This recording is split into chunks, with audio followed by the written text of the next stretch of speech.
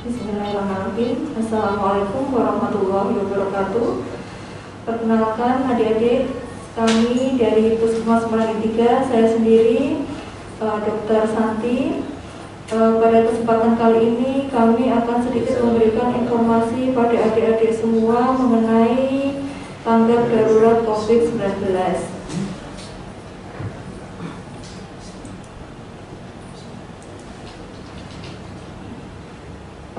Seperti kita ketahui bersama, COVID itu adalah coronavirus disease yang disebabkan oleh coronavirus yang merupakan keluarga besar virus yang dapat menyebabkan penyakit pada saluran pernafasan. Gejalanya bisa ringan, bahkan sampai berat, bahkan sampai meninggal dunia. Sebelumnya kita sudah mengenal dua macam jenis penyakit yang disebabkan oleh coronavirus, yaitu yang pertama dulu itu adalah MERS-CoV, terus yang kedua adalah SARS-CoV. Sedangkan COVID-19 ini merupakan penyakit coronavirus jenis novel yang berasal dari Cina dan belum pernah diidentifikasi sebelumnya pada manusia. Penyakit ini merupakan penyakit zoonosis, artinya adalah penyakit ini awalnya ditularkan oleh ditularkan oleh hewan kepada manusia. Sekarang penularannya dari manusia ke manusia. Gejala muncul biasanya 2-14 hari setelah kontak dengan penderita COVID-19.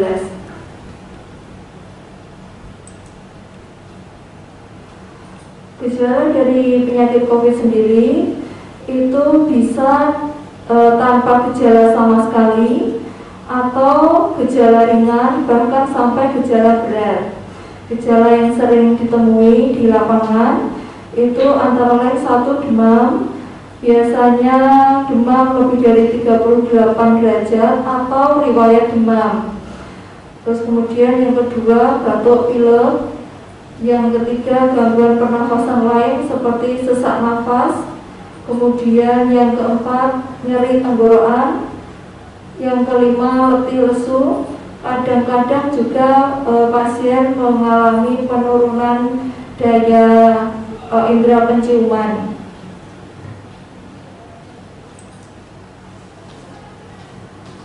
Penyebaran coronavirus itu melalui droplet, artinya adalah melalui percikan ludah, percikan dahak.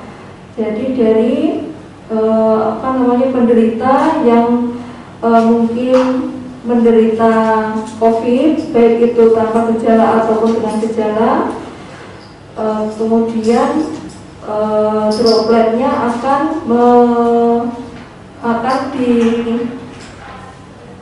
akan masuk melalui rongga-rongga seperti rongga mulut, rongga hidung ataupun rongga mata. Selain droplet, juga penyebaran coronavirus ini bisa melalui airborne, artinya adalah melalui udara.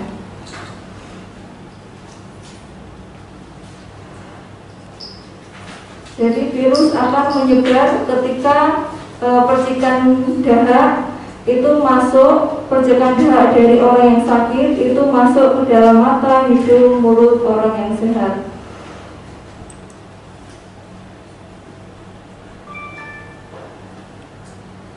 Jadi kalau misalnya di sekitar adik-adik ada yang sedang menderita batuk, bersin, pilek, atau mungkin sesak nafas, itu yang pertama yaitu wajib menjaga jarak.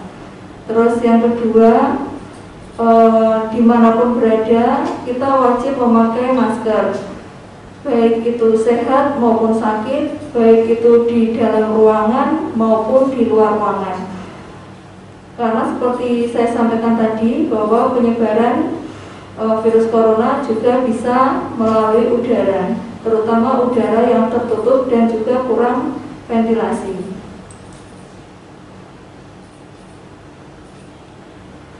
Secara umum, menghindari kerumunan orang itu adalah ide yang bagus, karena kita tidak akan tahu siapa-siapa saja yang ternyata di dalam tubuhnya itu terdapat virus corona. Karena sekarang ini banyak sekali kasus orang tanpa gejala yang ternyata memang positif coronavirus setelah dilakukan pemeriksaan swab. Orang yang terinfeksi mungkin saja tidak menimbulkan gejala, tapi itu masih tetap dapat menularkan. Walaupun dia tidak mengalami batuk, pilek, sesak, demam, tapi karena dia itu ada virus di dalamnya, maka dia masih berpotensi untuk menularkan kepada orang yang sehat, terutama orang-orang yang memiliki daya tahan tubuh yang turun. Misalnya pada orang-orang dengan penyakit komorbid, misalnya asma, darah tinggi, kencing manis, atau lanjut usia, dan juga pada anak-anak atau bayi serta ibu hamil.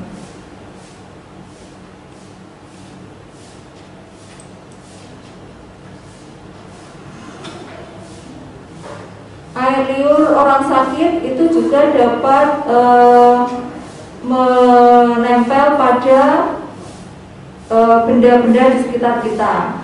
Jadi apabila ada orang batuk, kemudian orang batuk itu kebetulan tidak memakai masker, kemudian percikan dahaknya itu dapat menempel pada meja atau pegangan pintu atau mungkin tangga, pegangan tangga, itu berpotensi untuk menularkan penyakit corona kepada orang yang sehat. Apalagi apabila setelah kita memegang pintu atau memegang pegangan tangga, terus kemudian kita lupa untuk tidak mencuci tangan, kemudian kita mengusap mata atau membersihkan hidung dengan tangan, itu nanti bisa berpotensi untuk memasukkan virus corona itu ke dalam tubuh kita.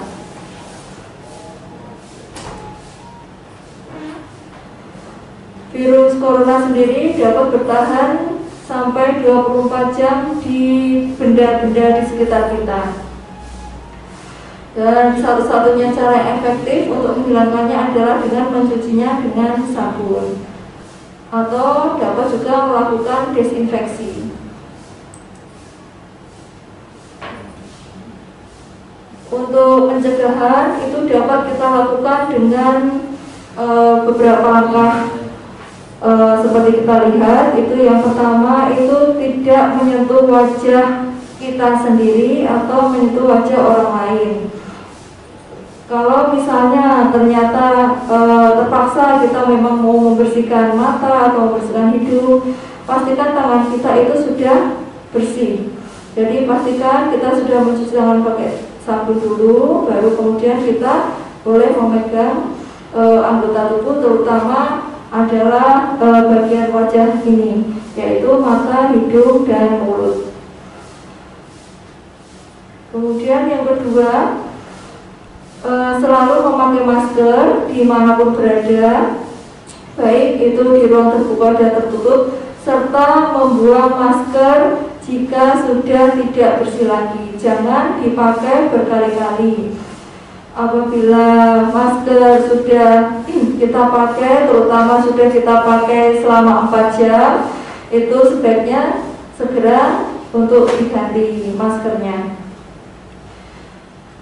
Kemudian yang ketiga, tidak berbagi alat makan atau makanan. Jadi untuk adik-adik yang kegiatannya mungkin sampai siang, diusahakan untuk membawa alat makan sendiri atau membawa bekal dari rumah. Itu jadi untuk mengurangi potensi penularan virus corona itu dari alat-alat makan. Kemudian untuk membuka atau tutup pintu menggunakan siku atau bahu jika memungkinkan. Apabila tidak memungkinkan, tidak apa-apa pakai tangan, tapi setelah itu segera mencuci tangan. Jadi sering-sering mencuci tangan. Kalau memang di tempat itu sulit mendapatkan akses air atau sabun, mungkin adik-adik bisa menyiapkan hand sanitizer di tas.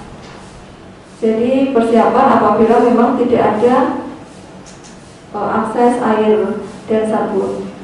Tapi kalau memang ada, sebaiknya lebih baik menggunakan air dan sabun. Karena apa? Karena virus sendiri akan mati dengan sabun. Kemudian yang kelima, rajin mencuci tangan dengan sabun dan air mengalir. Jadi kalau menemukan akses air mengalir dan sabun, segera untuk mencuci tangan.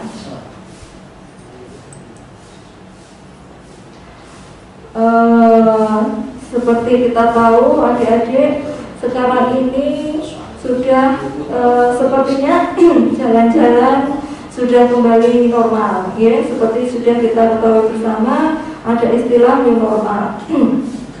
Apa itu new normal? New normal itu adalah jadi kita itu kembali ke aktivitas seperti sebelumnya, tetapi dengan memakai adaptasi kebiasaan yang baru, gitu ya. Kita tetap harus waspada, kita tetap menjalankan ke aktivitas kita, tetapi dengan tetap mematuhi protokol COVID dan juga tetap waspada. Karena apa? Karena COVID sendiri belum hilang dari bumi Indonesia, belum hilang dari bumi Demak. Bahkan malah kecenderungannya jumlahnya semakin meningkat.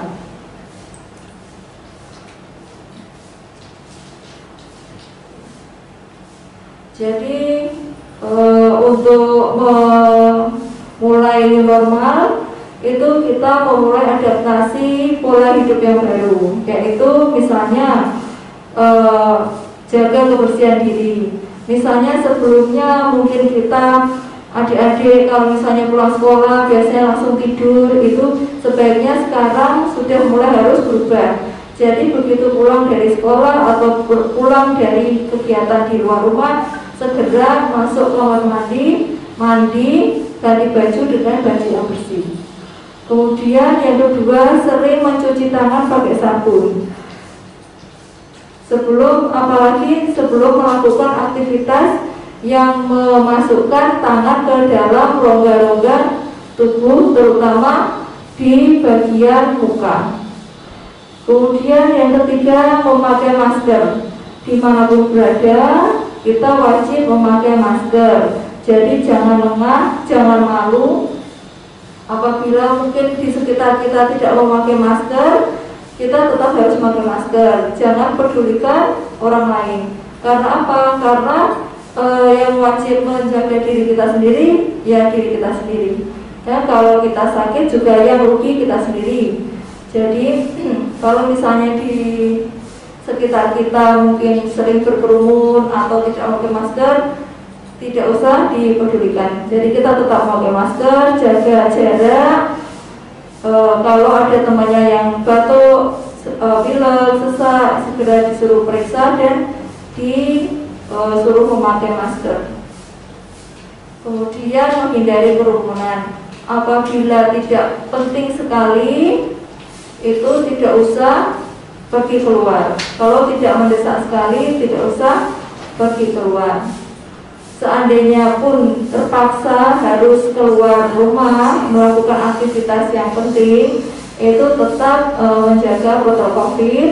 Jadi tetap menjaga jarak, kemudian memakai masker, kalau perlu memakai face shield, serta tidak lupa membawa hand sanitizer di tas. Jadi jaga-jaga apabila di tempat tersebut tidak ada akses cuci tangan.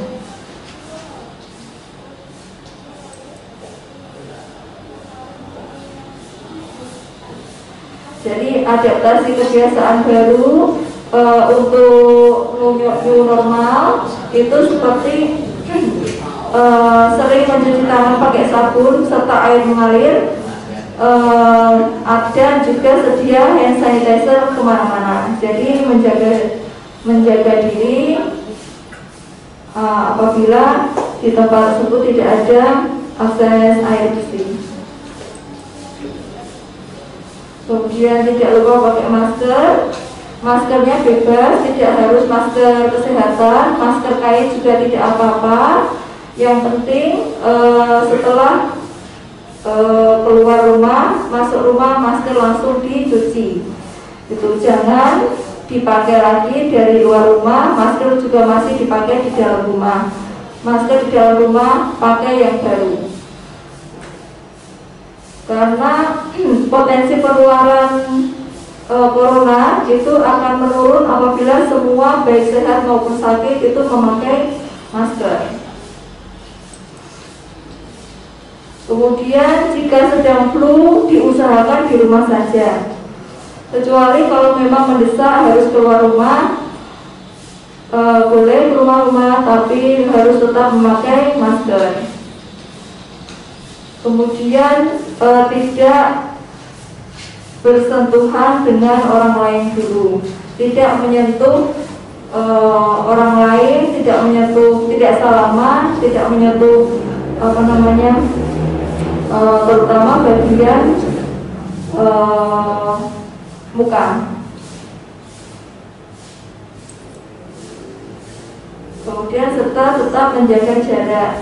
Jadi minimal apabila adik-adik memang terpaksa keluar rumah, kalau misalnya tidak bisa atau tidak memiliki kendaraan sendiri, harus naik kendaraan umum, paling tidak ada jaraknya, paling tidak 1 bangku atau kalau bisa 2 bangku kosong.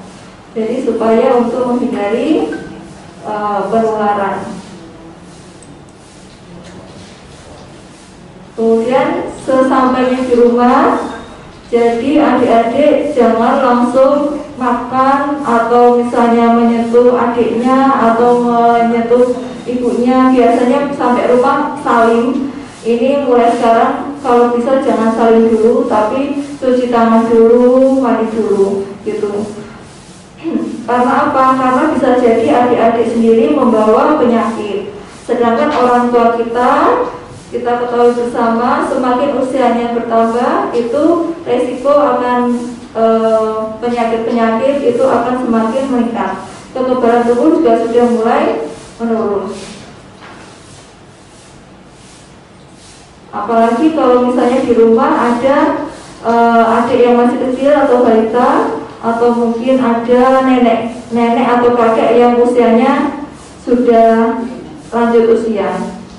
Itu resikonya sangat tinggi bagi mereka dibanding dengan adik-adik sendiri.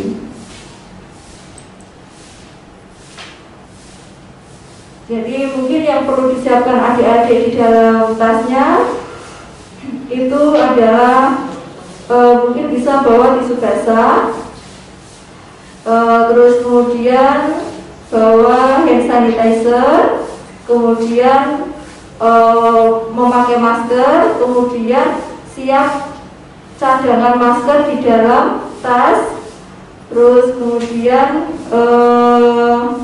kalau memungkinkan adik-adik, mungkin kalau misalnya adik-adik sudah memiliki sudah cukup usia, mungkin bisa memiliki buku tabungan sendiri, bisa untuk transaksi bisa memakai non tunai apabila memungkinkan. Kalau tidak memungkinkan, tetap transaksi tunai, tapi jangan lupa setelah transaksi atau setelah mengeluarkan uang itu adik-adik tidak lupa untuk mencuci tangan dengan hand sanitizer. Jadi sering-sering saja mencuci tangan dengan hand sanitizer.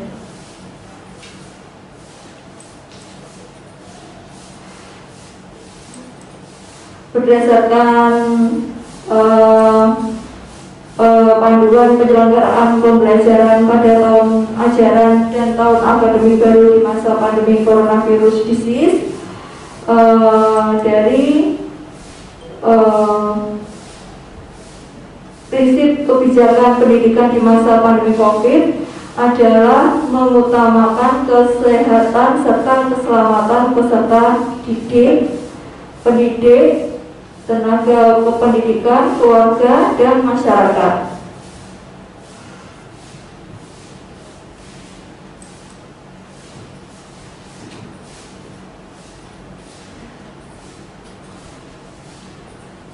Untuk pola pembelajaran pendidikan anak usia dini, pendidikan dasar, dan pendidikan menengah di tahun ajaran 2020-2021 itu tetap dimulai pada bulan Juli 2020. Untuk daerah yang berada di zona kuning dan oranye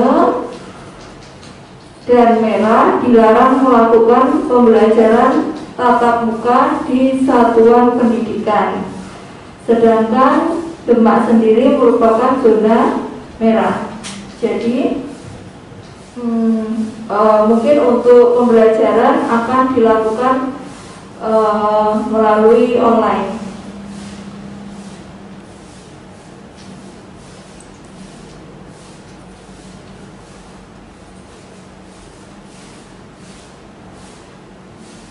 Untuk proses pengambilan keputusan dimulai pembelajaran tatap muka untuk peserta didik itu apabila kabupaten kota itu dalam zona hijau itu peserta didik melanjutkan belajar dari rumah secara penuh.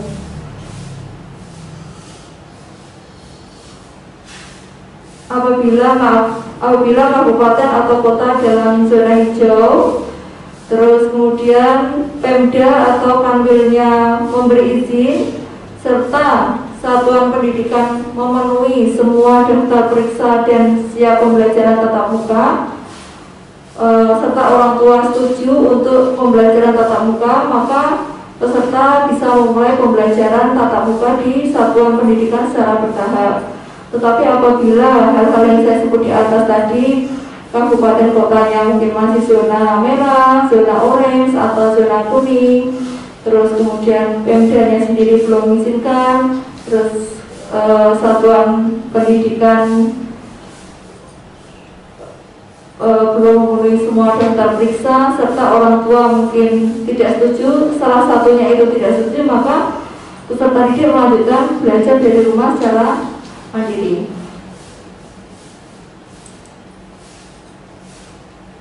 Mungkin itu yang dapat kami sampaikan.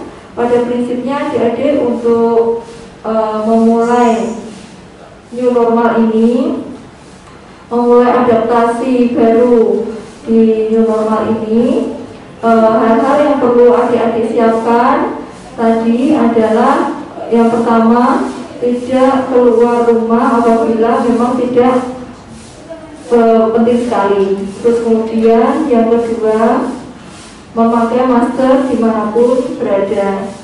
Yang ketiga, tetap menjaga protokol COVID kesehatan.